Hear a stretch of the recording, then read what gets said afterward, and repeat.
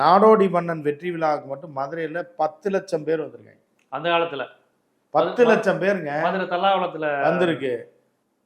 அதில் யார் யார் பங்கேற்றிருக்கார்? ராஜாஜி, அண்ணா. அப்போதான் அண்ணா சொல்லியிருக்காரு, இதே கனின்ற வார்த்தையை அண்ணா அப்போதான் பயன்படுத்திருக்காரு. என் இதயத்தில் இந்த கனி கனிந்து என் இதயத்தில் விழுந்திருக்கிறது, இதே கனி, அதை எடுத்து இதயத்தில் வைத்துக் கொண்டேன் அப்படின்னு. அப்போ பாருங்க அண்ணா எவ்வளோ பெரிய ஆள் சொல்லி அந்த ஒரு படங்க, நாடோடி மன்னன்ற ஒரு படம், அது வந்து அது ஒரு ஒரு ஒரு இங்கிலீஷ் படம் மாதிரி இருக்கும் அப்படின்றது இருந்தா கூட தழுவ இருக்கலாம். ஆனா இதை பார்த்து தான் இங்கிலீஷ்லேயே ஒரு படம் எடுத்தாங்க இப்போ 20 வருஷம் கழிச்சு, வேண்டைமியை வச்சு, டபுள் இம்பேக்ட்னு ஒரு படம். அது வந்து வேண்டைமி வந்து இன்ட்ரோடியூஸ் பண்றாரு. யாருன்னா நம்ம இவர் டென்னிஸ் பிளேயர் அமிர்தராஜ், அவர் ஹாலிவுட் ப்ரொடியூசர்ல.